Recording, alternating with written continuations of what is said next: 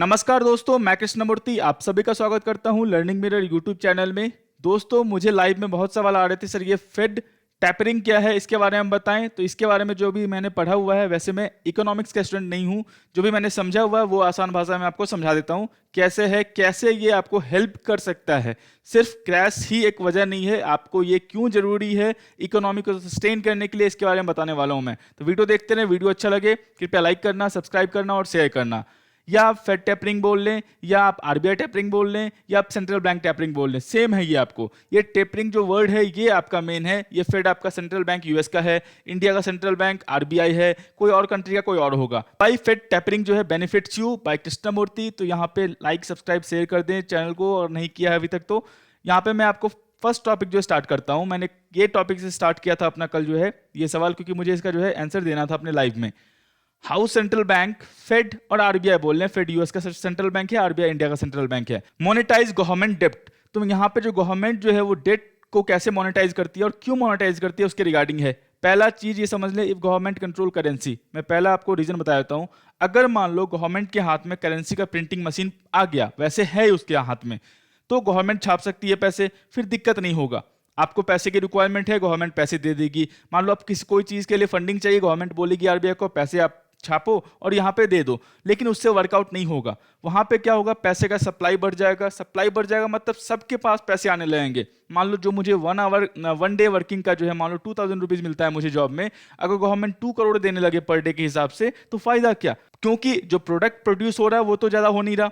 अगर मान लो हीरो मोटो को आपको बाइक लेना है, तो वो बाइक तो 1 करोड़ प्रोड्यूस नहीं हो सकता। जो उसका कैपेसिटी है प्रोड्यूस करने का, उससे 10% 20% ऊपर वो मैक्सिमम प्रोड्यूस कर सकता है, मैक्सिमम लिमिट में।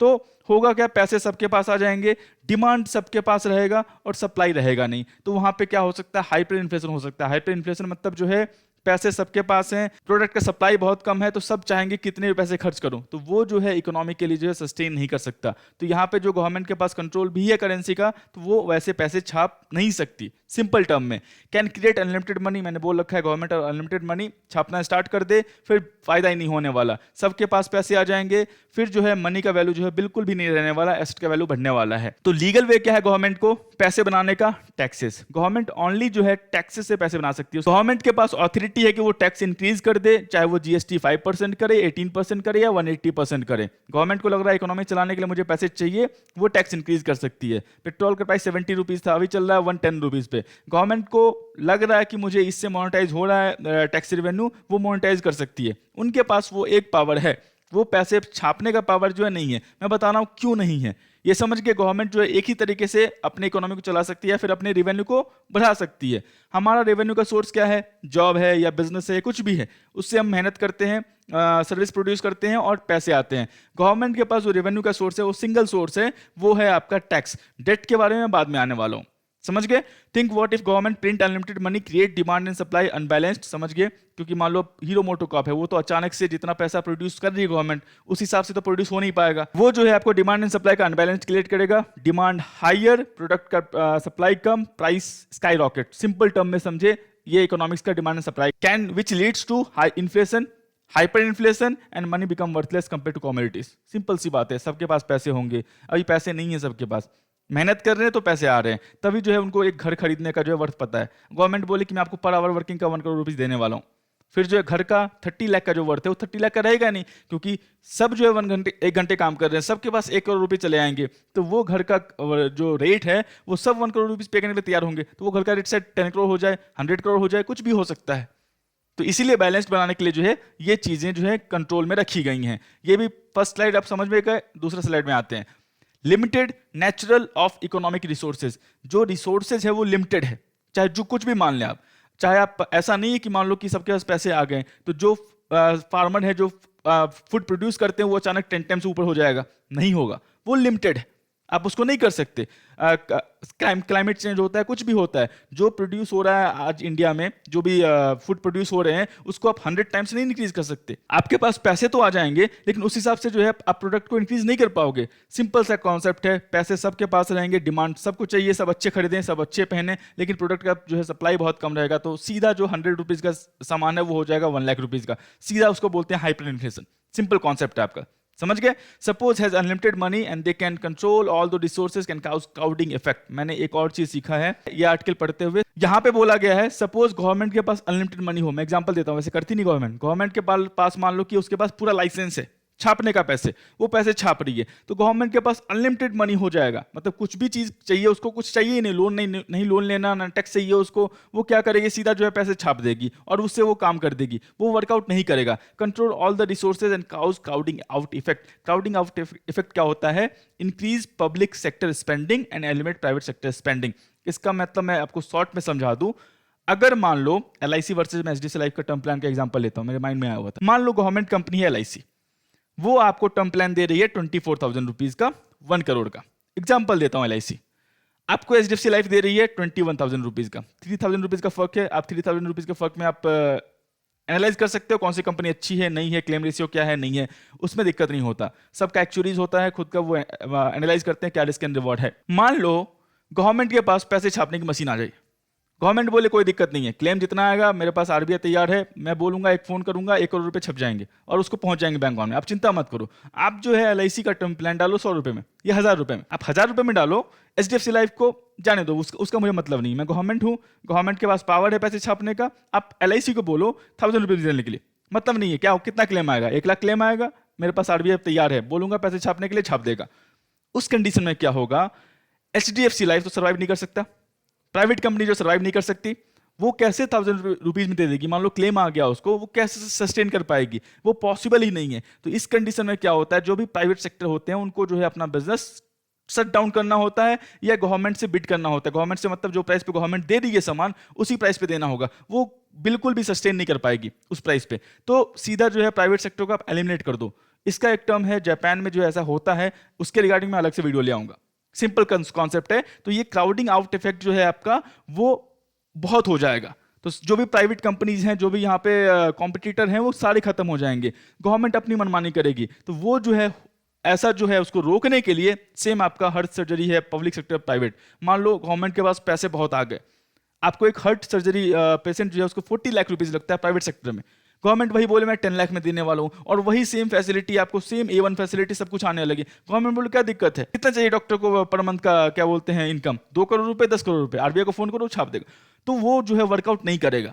तो बैलेंस्ड बनाने के लिए जो है ये सब काम हुआ। ये जो सवाल मेरे मन में आया हुआ था, सर मान लो एम्स में तो 10 लाख रुपए में होता है हार्ट सर्जरी, लेकिन होता है, लेकिन वहां पे आपको जाने के लिए 1 ईयर 2 ईयर का लाइन लगाना होगा, डिमांड एंड सप्लाई मैच नहीं कर पाता, इसीलिए दूसरी अपॉर्चुनिटी बनी हुई है। सिंपल कॉन्सेप्ट है। तो ये भी आप कॉन्सेप्ट समझ गए। क्राउडिंग आउट इफेक्ट क्या होता है वो भी आप समझ गए होंगे।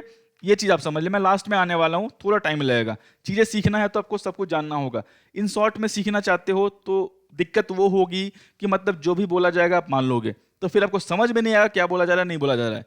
नॉलेज होगा आपको, आप उस चीजों को फिल्टर कर सकते हो, क्या करना है नहीं करना है। नॉलेज नहीं होगा, आप ब्लाइंडली मेरी बात मान लोगे, किसी और की बात मान लोगे, वो जो है आपके ही पैसे को इफेक्ट करने वाला है। सिंपल कॉन्सेप्ट है। मेरा काम टीचिंग का है, वो काम मैं रिलीजियसली कर रहा हूँ। सिंपल टर्म है, मैं बोल रहा हूँ, जो बोलेंगे सर जी इतना लंबा वीडियो बना दिया, ये बना दिया, मुझे समझाना जो है वो अच्छा लगता है। जहाँ तक मैं समझता हूँ, मैं चाहता हूँ मैं समझ जाऊँ। मैं पूरा तो एक्सपर्ट नहीं हूँ इकोनॉमिक्स का, लेकिन मुझे चीज़ें समझ में आती है, मुझे इंटरेस्ट है इस फील्ड में, तो चीज़ें मुझे समझ में आती है कैसे वर्कआउट करता है नहीं करता है, तो वो मैं एक्सप्लेन कर सकता हूँ आपको। अब जो है ये सब चीज़ें मिटिगेट करने के लिए, मतलब गवर्नमेंट ऐसा स्टेप्स ना ले ले, इसको मिटिगेट करने के लिए पूरे ऑल ओवर वर्ल्ड में जो है क्या रूल बना हुआ है, आइदर गवर्नमेंट इंक्रीज टैक्स और टेक लोन। जो भी आपको गवर्नमेंट सिक्योरिटीज निकलता है, RBI निकालती है, वो जो गवर्नमेंट लोन होता है, गवर्नमेंट आपसे पैसे लेती है, गवर्नमेंट को आप लोन देते, मतलब पैसे देते हो, गवर्नमेंट आपको एक प्रॉमिस नोट देती है कि मैं आपको इतना % इंटरेस्ट देने वाला हूँ।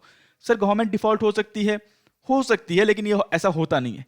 कैसे उसको मेजर करेंगे, फिजिकल डेफिसिट कितना है कंट्री का, फॉरेक्स रिजर्व कितना है कंट्री का, टैक्स कलेक्शन कितना हो रहा है, एक्सपेंडिचर गवर्नमेंट कितना कर रही है, वो सब मेजर जो है क्राइटेरिया है गवर्नमेंट का मेजरमेंट करने का। तो RBI जो है गवर्नमेंट के बिहाफ में क्या बोलते हैं, लोन जो है पेपर्स निकालती है, रेट पेपर्स, जिसको आप लेते हो, गवर्नमेंट उस पर इंटरेस्ट देती है, तो वो अलग चीज है। इंक्रीज टैक्स, गवर्नमेंट के पास एक ही ऑप्शन है, दूसरा ऑप्शन है टेक लोन। फिजिकल पॉलिसी क्या होता है, गवर्नमेंट कितना स्पेंड कर रही है, कितना आप जो है खर्च कर रही है, उसके बीच में जो डिफरेंस होता है उसको बोलते हैं फिजिकल डेफिसिट। गवर्नमेंट ने मान लो 10 लाख करोड़ का टैक्स क्या बोलते हैं लिया इस साल का, मतलब कंट्री वालों से, और उसने क्या किया 14 लाख करोड़ का जो है स्पेंडिंग किया है, तो 4 लाख करोड़ का जो है वो डेट है, वो कहां से लाएगी, या तो गवर्नमेंट लोन लेगी, किससे लेगी, गवर्नमेंट सिक्योरिटीज इशू करेगी। और मान लो पब्लिक ट्रस्ट करती है, पैसे देती है, तो वो 4 लाख रुपए जो इंटरेस्ट होता होगा वो देती रहेगी। गवर्नमेंट सोच सकती है नेक्स्ट ईयर कैसे टैक्स इंक्रीज करना है, कैसे इसको मेकअप करना है, कैसे को किस चीज़ को सेल करना है नहीं करना, जो भी उसके अंडर आता है वो काम वो कर सकती है। समझ गए? To control interest rate, inflation, GDP, इसी जो भी है ये काम गवर्नमेंट का है। मॉनेटरी पॉलिसी क्या होता है, ये जो है मेनली सेंट्रल बैंक डिसाइड करता है। सेंट्रल बैंक मतलब आरबीआई इंडिया का हो गया, फेड यूएस का हो गया। Control and money supply, sustain economic growth, तो जो भी आपका मनी सप्लाई होता है कि मान लो इकोनॉमी डाउन जा रही है, तो मतलब बहुत नीचे जा रही है, तो कैसे उसको मनी को सर्कुलेट करना है, इंटरेस्ट रेट कम रखना है, कैसे जो है इंटरेस्ट रेट कम रहेगा तो मतलब पब्लिक जो है लोन लेगी तो स्पेंडिंग करेगी तो इकोनॉमिक बूस्टअप होगा। तो वो सब चीजें जो है आपको आरबीआई काम करती है, सेंट्रल बैंक काम करती है। यहाँ पे दो आते हैं मॉनेटरी पॉलिसी में, एक तो है एक्सपेंशनरी। यहाँ पे क्या होता है, जब भी रिसेशन, मान लो कि ये कोविड आया था, कोविड में क्या हुआ कि आरबीआई ने क्या किया, इंटरेस्ट रेट कम कर दिया। क्यों कर दिया? इन रिसेशन मेनली जब रिसेशन आने वाली होती है 2008 में या फिर जो भी था उस टाइम वो करती है आरबीआई। क्यों करती है कि मान लो वहां पे इंटरेस्ट रेट हाई रहेगा, तो पहले बात तो वहां जॉब जा रही है, इकोनॉमी क्या बोलते हैं स्लो डाउन होने वाला है, तो वहां पे इकोनॉमी को बूस्टअप कैसे किया जाए, तो वहां पे क्या करते हैं, इंटरेस्ट रेट लो कर देती है, कैश फ्लो इंक्रीज कर देती है, मतलब कैश जो है वो इंक्रीज कर देती है मार्केट में। वहां से क्या होता है, आसानी से आपको लोन मिल जाता है, लोन मिलने के बाद कम इंटरेस्ट पे लोन मिलता है आपको, तो उससे आप स्पेंडिंग कर सकते हो, कुछ खरीद सकते हो, कुछ बेसिक नेसेसिटी की चीजें, कुछ आपको एक्स्ट्रा चीज खरीदना हुआ, तो इकोनॉमी जो चलती रहती है अच्छे से। तो यहाँ पे क्या होता है, लो इंटरेस्ट रेट रहता है। रिसेशन टाइम में 2020 को आप मान लें, कोविड के टाइम को रिसेशन टाइम ही मान लें आप, 2008 में था तो 2020 में था, तो यहाँ पे इंटरेस्ट रेट लो है, अभी रेपो रेट 4% का है। हाई लिक्विडिटी ऑफ मनी रहेगा, आरबीआई जो है बैंक सिक्योरिटीज बाई करती रहती है लिक्विडिटी प्रोवाइड करने के लिए, इकोनॉमिक ग्रोथ को बूस्ट करने के लिए। और यहाँ पे जैसे ही मान लो डिमांड ज्यादा होगा, प्राइस लिक्विडिटी ज्यादा रहेगी, डिमांड ज्यादा होने वाला है, इन्फ्लेशन यहाँ भी आपको थोड़ा जो है देखने को मिलेगा, उतना नहीं मिलेगा लेकिन देखने को मिलेगा कि सब कुछ जो है ठीक से चलता रहे, आसानी से लोन मिलता रहे, खर्च करते रहे लोग, तो जो भी काम है वो जो है ठीक ठाक चलता रहे। तो ये भी आप समझ गए। दूसरा आते हैं, एक आता है कॉन्ट्रैक्शनरी। यहाँ पे क्या होता है, इन ग्रोथ फेज, यहाँ पे जो आप देख रहे हैं फेड जो कर रही है, वो सोच रही है कि ये ग्रोथ फेज में आ गया इकोनॉमी, इसीलिए कर रही है। मैं बता रहा हूं क्यों। यहाँ पे क्या होता है, आपको जो फेड है, जो सेंट्रल बैंक है, वो मान के चलती है कि इकोनॉमी रिकवर हो गई है, रिकवर हो गई मतलब सब कुछ स्मूथ चल रहा है, जॉब्स क्रिएट हो रही है, कंपनी जो है ग्रो कर रही है, तो पैसे ऑटोमेटिक आ रहे हैं। तो मान लो पैसे ऑटोमेटिक आ रहे हैं इकोनॉमी में, और वहां पे इंटरेस्ट रेट कम रहेगा, तो पहले तो सप्लाई भी ज्यादा हो रहा है, पैसे आ भी नहीं ज्यादा, ऊपर से इंटरेस्ट रेट भी कम है, तो मतलब डबल क्या बोल रहे हैं, सप्लाई मिल रहा है, तो जो भी पैसे आ रहे हैं उससे आप ज्यादा डिमांड क्रिएट हो जाएगा। इसीलिए जो है वहां पे मेनली जो है इंटरेस्ट रेट हाई रखा जाता है, कि मान लो इंटरेस्ट रेट हाई इसलिए रखा जाता है कि आपके पास अल्टरनेटिव ऑप्शन मिल जाए लिक्विडिटी कम करने के लिए मार्केट से। लिक्विडिटी का मतलब क्या हुआ कि मान लो अभी बैंक एफडी है 5%, अभी आरबीआई कर दे उसको 8%, देखना वहां पर सीधा जो है सीधा बैंक एफडी 10 साल का बुक कर लेंगे। अगर मान लो बैंक एफडी 8% रेपो रेट हो गया, 10% के हिसाब से बैंक एफडी मिल रहा है नेक्स्ट 10 ईयर्स के लिए, देखना वहां पैसे जो है लॉक कर देंगे बहुत जो इन्वेस्टर्स जो हैं, क्योंकि उनको लगेगा ये जो है लिक्विडेटिव रिटर्न है, मैं लॉन्ग टर्म के लिए बेट कर सकता हूं। तो ये मेन ऑब्जेक्टिव होता है जब भी कंट्री ग्रोथ फेज में होती है। तो वो सिंपल टर्म है, ये आपका रूल है, ये आपका इकोनॉमिक्स का रूल है आपका। तो ग्रोथ फेज में क्या होगा, हाई इंटरेस्ट रेट होगा, इन्फ्लेशन आपका हाई रहेगा। इन्फ्लेशन यहाँ पे हाई रहता है, लेकिन यहाँ पे मेनली इन्फ्लेशन कंट्रोल करने के लिए इंटरेस्ट रेट हाई किया जाता है। क्यों कि मान लो अगर इंटरेस्ट रेट हाई ना किया जाए, लो रहेगा, पहले ही डिमांड ऑलरेडी इकोनॉमी बूस्ट हो रही है, पैसे आ रहे हैं इकोनॉमी में, जॉब सबको है, अच्छी सैलरी मिल रही है, इंटरेस्ट रेट भी कम रहेगा, प्रोडक्ट तो बढ़ने वाला नहीं, ये आप ध्यान रख लें। प्रोडक्ट जो है वही लिमिटेड रहता है, उसको धीरे धीरे इंक्रीज किया जाता है। आप अचानक से जो है 100 टाइम्स नहीं कर सकते, 200 टाइम्स 20 टाइम्स नहीं कर सकते किसी चीज को सीधा अचानक से, तो वो सेम रहेगा आपका, थोड़ा बहुत ऊपर नीचे होगा आपका। तो वहां पे क्या होगा, पैसे सबके पास रहेंगे, इंटरेस्ट रेट कम रहेगा, तो डिमांड ज्यादा क्रिएट हो सकता है, डिमांड ज्यादा क्रिएट होगा। इकोनॉमिक ग्रोथ फेज में जो है हाइपर इन्फ्लेशन का खतरा है, मतलब जो सामान का रेट आज 10 रुपीज का है वो शायद अगले साल 100 रुपीज का हो जाए, इतना डिमांड बढ़ जाए। इसीलिए क्या करती है RBI, central government, interest rate high कर देती है, जिससे लिक्विडिटी लेस हो जाता है। इंटरेस्ट रेट हाई हुआ मतलब क्या, पैसे बैंक में डालेंगे, आरबीआई गवर्नमेंट सिक्योरिटी, आरबीआई जो है बैंक सिक्योरिटीज खरीदना बंद कर देगी, वो बेचना स्टार्ट कर देगी, सेविंग्स के लिए आपको ऑप्शंस मिल जाएगा। यहाँ पे लो ग्रोथ रेट देखने को मिलेगा आपको, क्योंकि हायर इंटरेस्ट रेट मिलेगा, पैसे जो है सेविंग्स में जाएंगे, तो शायद जो है कॉर्पोरेट अर्निंग्स कम हो जाए, तो वहां पे देखने को मिल सकता है लो, क्या बोलते हैं, lower growth rate of the company earnings, और लो इन्फ्लेशन रहेगा। यहाँ पे लो इन्फ्लेशन मतलब क्या रहता है, इसका मतलब ये लो इन्फ्लेशन का मतलब ये नहीं कि इन्फ्लेशन कम रहेगा, इसका मतलब ये है कि इन्फ्लेशन को कंट्रोल करने के लिए, कि हाइपर इन्फ्लेशन ना हो जाए, इसको कंट्रोल करने के लिए हम यहाँ पे लो इन्फ्लेशन मैंने लिखा हुआ है। समझ गए? एग्जाम्पल देता हूँ, 1980s में जो है इन्फ्लेशन डबल डिजिट में पहुंच गया था, 15%, वहां पे फेड ने क्या किया था, इंटरेस्ट रेट जो मान लो रेपो रेट इंडिया का 5% है, मान के चल रहा हूं मैं, वो उसको इंक्रीज कर दिया 20%। जब आपको 20% में रेपो रेट मिल रहा है, 25% में बैंक एफडी आपको दे रहा है अगले 5 साल के लिए, क्या बोलते हैं, सेविंग्स बैंक में रिटर्न, तो आप पैसे उससे आप सामान खरीदोगे कि सेविंग्स में डालोगे? तो सेविंग्स में ही डालोगे मेनली, सिंपल सी बात है। तो वहां पे जो था वो लिक्विडिटी कम हो गई मार्केट से, सब जो है सेविंग्स में डालने लगे, इंटरेस्ट रेट हाई हो गया, लोन लेने के लिए सब हिचकिचा रहे थे, तो चीजें जो है कंट्रोल में आई। हाँ, इसकी वजह से जो है रिसेशन आया, क्योंकि मान लो पैसे आप खर्च नहीं करोगे प्रोडक्ट पे, सर्विसेज पे, तो रेवेन्यू कम होगी कंपनी की, लेकिन इसकी वजह से जो है कंट्रोल क्या हुआ, इन्फ्लेशन जो है 3 to 4% में नेक्स्ट फ्यू ईयर्स में कंट्रोल हो गया, जो कि 15% का था। दो चीजें हैं आपको। अब यहाँ पे आप सोच रहे हो, देखो इकोनॉमिक्स ऐसे नहीं चलता, सिर्फ स्टॉक मार्केट के बारे में सोचा जाए, स्टॉक मार्केट में पैसे डूब रहे हैं या खत्म हो रहे हैं या पैसा डूब गया इसका, वो हो जाएगा, इकोनॉमी उससे नहीं चलती। इकोनॉमी चलती है सारी कंट्री को, पीपल्स को लेके। मान लो इंटरेस्ट रेट इंक्रीज होगा, इन्वेस्टमेंट ऑप्शंस मिलेंगे, लिक्विडिटी कम होगी मार्केट से, पैसे जाएंगे सेविंग्स बैंक अकाउंट में। एग्जांपल, मान लो स्टॉक मार्केट में नहीं आएगा, लेकिन मान लो 15% पे है, जिसको नहीं पता स्टॉक मार्केट के बारे में, जो एक गांव का बंदा हो या विलेज का बंदा हो, वो 15% क्यों पे करेगा सामान की खरीदारी पे? और 3-4% का इन्फ्लेशन है, तो मान लो जो सामान का रेट आज 100 रुपीज का है, वो अगले साल 104 रुपीज का होगा। अगर हायर इन्फ्लेशन है और इंटरेस्ट रेट कम है, तो ये तो इसीलिए बोल रहा हूँ, ये इसको बोलते हैं हाइपर इन्फ्लेशन। ये तो इन्फ्लेशन हो गया आपका हाई रेट पे, बहुत तेजी से बढ़ता है, उसको बोलते हैं हाइपर इन्फ्लेशन। इसको कंट्रोल करने के लिए जो इंटरेस्ट रेट इंक्रीज किया जाता है। कॉन्सेप्ट क्लियर हो रहा है? नहीं होगा तो वीडियो दोबारा देख लेना, समझ में आ जाएगा। अगर हाई इंक्रीज इन्फ्लेशन होगा तो क्या होगा, हायर प्रोडक्ट कॉस्ट विच में हेल्प कंपनीज तो हेल्प करेंगी, क्योंकि उसका प्रोडक्ट बहुत ज्यादा दाम पे बिकेगा, लेकिन जो है पीपल्स स्पेंडिंग जो है वो कम हो जाएंगी, और यहाँ पे जो है दिक्कत हो जाएगा। इसीलिए जो है मेनली जो है ये फेज भी जो है जरूरी है। अभी जो है यही फेज चल रहा है कॉन्ट्राडिक्टरी। ये मान के चलो कि जो है गवर्नमेंट जो फेड है या फिर आरबीआई है, आरबीआई फिलहाल इंडिया में तो नहीं है, यूएस में मान रही है, फेड मान रही है कि अब ये इकोनॉमिक ट्रैक पे आ गया है, अब मुझे गवर्नमेंट बैंक सिक्योरिटी खरीदने की जरूरत नहीं है, अब वो निकाल रही है, सेल कर रही है। होता है सर, ये आपको मानना पड़ेगा। अब तीसरा आते हैं, tool to implement monetary policy. कैसे हो सकता है? आप ओपन मार्केट में गवर्नमेंट शॉर्ट टर्म क्या बोलते हैं लिक्विडिटी के लिए शॉर्ट टर्म बॉन्ड फंड को, आरबीआई जो सेंट्रल बैंक है बाई सेल करती है बॉन्ड्स को। दूसरा, lower interest rate mean central bank buying more securities to provide cash liquidity. अब मान के चलो, मैं एग्जांपल देता हूं, आरबीआई ने बोल दिया मैं जो है 4% रेपो रेट रखने वाला हूं, करेक्ट, 4% रेपो रेट है, लेकिन बैंक सिक्योरिटी खरीद नहीं रही, तो पैसे मार्केट में आ नहीं रहे, लेकिन डिमांड बढ़ेगा, रेपो रेट 4% का है, डिमांड बढ़ेगा, सप्लाई है नहीं, सीधा इंटरेस्ट रेट हाई हो जाएगा। तो इसको मेंटेन करने के लिए जो है आरबीआई या सेंट्रल बैंक क्या करती है, बैंक से जो सिक्योरिटीज खरीदती है कि आपको पैसे की लिक्विडिटी बनी रहे, जो भी लोन आता है आप उसको मिनिमम रेट पे जो है आप लोन प्रोवाइड करते हैं। सिंपल टर्म में आप ये समझ लें, इसको बोलते हैं क्वांटिटेटिव एजिंग। क्यों ये बोलते हैं? ये जो बोलते हैं सेंट्रल बैंक जो है वो लिक्विडिटी प्रोवाइड करती है लॉन्ग टर्म बॉन्ड खरीद के या फिर बैंक सिक्योरिटीज खरीद के, जिससे जो है इंटरेस्ट रेट मेंटेन रहे और इकोनॉमी स्मूथली चलती रहे, उसको बोलते हैं क्वांटिटेटिव एजिंग। इसी का उल्टा हो रहा है अभी, जो आप फेड टेपरिंग बोल रहे हैं ना, इसी का उल्टा हो रहा है, कि मतलब जो है सेंट्रल बैंक सेल कर रही है इंटरेस्ट रेट इंक्रीज करने के लिए। तो सिंपल सी बात है, वो होगा मार्केट में, वो नियम है आपका, मैं बताने वाला हूं। Reversal is done when economy is growing. तो यूएस की जो है सेंट्रल बैंक को मान रही है कि अब जो है इकोनॉमी सस्टेन हो चुका है, इकोनॉमी जो अपने पार्ट पे आने वाली है, तो इसकी अब जरूरत नहीं है, अब मुझे एक्स्ट्रा पैकेज की जरूरत नहीं है, मुझे एक्स्ट्रा बाइंग करने की जरूरत नहीं है, तो इसीलिए वो जो है सेल कर रही है या कम कर रही है, बताने वाला हूं मैं। Is growing to place inflation in control, more money less interest means more demand less inflation. Simple concept है, more money less interest rate. मान लो यहाँ पे मैं कहने का मतलब है कि आपको इकोनॉमी बूम कर रही है, ज्यादा पैसे आ रहे हैं, और इंटरेस्ट रेट कम रहेगा, सीधा मोर डिमांड हो जाएगा, प्रोडक्ट तो बढ़ने वाला है नहीं उस हिसाब से, तो लीड्स इन्फ्लेशन नहीं हायर इन्फ्लेशन। इसको कंट्रोल करने के लिए जो है वो करती है। ये भी चीज समझ गए। अब आते हैं व्हाट इज टेपरिंग। ये मेनली जब पूछते हो, इसको आप फेड टेपरिंग बोल दो या बोल दो आप इसको आरबीआई टेपरिंग, कुछ भी बोल दो। Tapering involves slowing of asset purchase, also say reversal of quantitative easing. Quantitative easing में क्या था?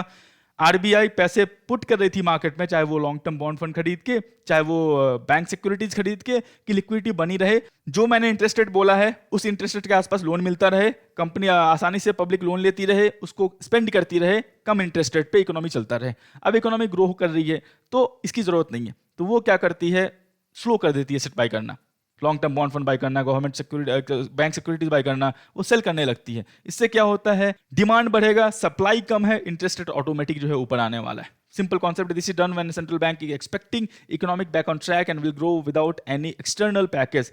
इसी की वजह से होता है। You can call this what you want, Fed tapering, RBI tapering, taper, जो भी है आप इसको बोल सकते हैं। सिंपल कॉन्सेप्ट है, वाई टेंट्रम बेनिफिट यू, ये मेरा मेन ऑब्जेक्टिव था।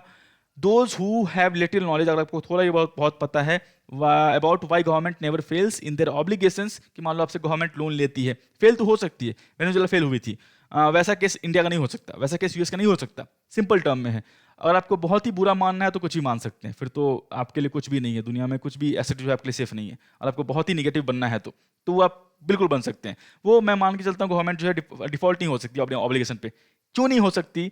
इंटरेस्ट उसके पास टैक्सेस बढ़ाने का हथियार है, कुछ भी कर सकती है, टैक्स बढ़ा सकती है, वो एसेट बेच सकती है, लोन ले सकती है, कुछ भी कर सकती है। वो मेनली टैक्स होता है, तो टैक्स वो इंक्रीज कर सकती है, तो वो उसके पास हथियार है। वो जो ऑब्लिगेशन जो लोन लिया है उसने मार्केट से, उसको वो इंटरेस्ट वो पे कर सकती है। समझ गए? Can bet in long term G-Secs, अगर मान लो एग्जांपल पे समझा तो फिर बताता हूं मैं। Can bet in long term G-Secs and lock their money at higher interest rate. मान लो अभी इंटरेस्ट रेट 8% का हो गया, एग्जांपल बोलता हूं, रेपो रेट 4% का है, इकोनॉमी बूस्ट करने लगी, आरबीआई ने क्या किया, अब पैसे को लिक्विडिटी कम करने के लिए, इन्फ्लेशन कंट्रोल करने के लिए, हायर इन्फ्लेशन, क्या किया, अब इंटरेस्ट रेट इंक्रीज करने लगा कि इन्वेस्टमेंट ऑप्शन मिलता रहे दूसरों को, और वहां से पैसे वो जो है अपने दूसरे वाले एसेट में डालते रहे। आप एफडी में डालो या उसमें डालो, मेनली है। लेकिन मैं सबकी बात नहीं बोल रहा हूँ, जो मेजर ब्रॉड मेंटलिटी है, अगर आपको 8% 10% सेफ साइड में मिल रहा है, वो 12% 14% का रिस्क लेके स्टॉक मार्केट में नहीं आएंगे। सिंपल बोलता हूँ मैं, बाकी जनरल की नहीं बोलता हूँ, जिनके पास थिंकिंग है, लॉन्ग टर्म के लिए विजन है, पैसे बहुत हैं, वो जो है 10% और बैंक एफडी मिलेगा उनको, वो स्टॉक मार्केट में नहीं आएंगे। क्यों रिस्क लेना 12% पे? वो होता है, वो जो है आप मिलोगे इन्वेस्टर से तो समझ में आ जाएगा क्या होता है, नहीं होता है, वो होता है। तो मेनली वो 10% पे लॉक करेंगे बैंक एफडी में, तो अल्टरनेटिव ऑप्शन जाएगा वहां पे, यहाँ पे स्टॉक मार्केट में पैसे नहीं आएंगे, डाउनफॉल दिखाएगा, वो ऑब्वियस सी बात है। तो ये डाउनफॉल का प्रेडिक्ट कर सकते हो? बिल्कुल नहीं। पीटर लिंच का बुक है लर्न टू अर्न, या उनका जो है आप इंटरव्यू पढ़ोगे, उन्होंने साफ बोल रखा है, अगर आप सिर्फ 2 टाइम, उन्होंने बोल रखा है अगर सिर्फ 2 टाइम को या 3 टाइम अपने लाइफ टाइम में कोई इंटरेस्ट रेट प्रिडिक्ट कर ले, कोई भी इंसान इंटरेस्ट रेट प्रिडिक्ट कर ले, वो जो है बिलियनर होगा इस वर्ल्ड का। आज तक हुआ नहीं वैसा। तो प्रिडिक्शन सेम है, हो भी सकता है, नहीं भी हो सकता है, तो ये सेम है आपका। अगर मान लो 8% पे अभी मान लो रेपो रेट है, और गवर्नमेंट G-Secs पता होगा, गवर्नमेंट सिक्योरिटीज होता है 5 years 10 years 15 years 20 years 25 years 30 years का होता है। आप 30 ईयर्स का G-Secs बेट कर लो, 8% का रेपो रेट है, आपको मिलेगा 12% पे। 30 ईयर्स का रेपो रेट 3-4% ऊपर मिलेगा। गवर्नमेंट है, गवर्नमेंट बैक सिक्योरिटीज है, सेफेस्ट है, आप बेट कर लो 12% पे, G-Secs बाय कर लो और छोड़ दो।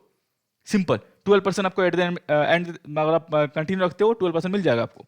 सिंपल कॉन्सेप्ट है, ठीक है। ऑल्सो बाय सिक्योरिटी लो रेट्स, और मान लो मार्केट नीचे आता है, पैसे हैं आपको, तो नीचे दाम पे बाय करो, लॉन्ग टर्म में बेनिफिट कर जाएगा आपको। तो ये जो घबराने की बात नहीं सर, ये हो रहा है, ये हो जाएगा, वो हो जाएगा। मैं फिर से बोलता हूँ, अगर आपने क्या बोलते हैं बारूद के सुरंग पे बैठे हुए हो, स्मॉल कैप मिड कैप पे बैठे हुए, तो फिर तो वही होने वाला है। करोड़पति बनने के चक्कर में आप वहां बैठे हुए हो बारूद की सुरंग पे, और पता नहीं ये कंपनी करती क्या है, नहीं है, क्या है, नहीं है, बहुत से कमेंट आते हैं, मैं कुछ कर नहीं सकता उनका। वो मेजरली इफेक्ट होगी। आप एचडीएफसी बैंक इफेक्ट होगा, लेकिन उतना नहीं होगा जितना small cap mid cap companies होगा। तो हमेशा तैयार रहना, रिस्क फॉलो रिटर्न, या रिटर्न फॉलो रिस्क। जितना रिटर्न चाहिए उतना आपको रिस्क लेने के लिए तैयार रहना होगा। सिंपल कॉन्सेप्ट है। तो ये चीज आप समझ गए, व्हाट इज फेड टर्म, मैंने बता दिया ऑलमोस्ट। एक चीज और मैं बता रहा हूं आपको, ये 19 तक का आरबीआई रिपोर्ट है, इसने 2021 का नहीं दिखाया है। ऑलमोस्ट 4% रेपो रेट है यहाँ पे, आप देख ले। मैं 6% 6% 6% 6% यहाँ पे जो भी है आपका 7% 8%, यहाँ पे आपको 9% भी था, यहाँ पे कहीं देखा हुआ था मैंने, 9% था 2008 में। रेपो रेट 9% था। आपको बैंक एफडी मिल रहा था उस समय 12% पे, G-Secs मिल रहा था 13% 14% पे, आपको लोन मिल रहा था उस समय 18% पे 19% पे। तो जो लोन आपको पर्सनल लोन मिल रहा है यहाँ पे 12% 13% पे, वो मिल रहा था उस समय 23% 24% पे। तो आप लोन लेते नहीं लेते, तो स्लो डाउन हुआ था इकोनॉमी में। ऐसा नहीं हुआ है। उसके बाद फिर से देखो, इकोनॉमी 2008 से लेकर 13 तक जो है क्या बोलते हैं वैसी नहीं है, लेकिन यहाँ से इंटरेस्ट रेट बढ़ा था, फिर कम हुआ, फिर बढ़ा। 2013 तक जो है इकोनॉमी वैसी थी, 8% था, 2013 तक ऐसी थी। उसके बाद जो इकोनॉमी बूस्टअप करना स्टार्ट हुआ है, इंटरेस्ट रेट नीचे आने में स्टार्ट हुए। तो ये एक साइकिल है, उसको समझना होगा आपको। ये क्या इसमें पैनिक हो जाऊं? नहीं, ये आपके लिए अपॉर्चुनिटी है। इंटरेस्ट रेट हाई होता है, सिंपल सी बात है सर जी, वो आप नहीं समझा सकते।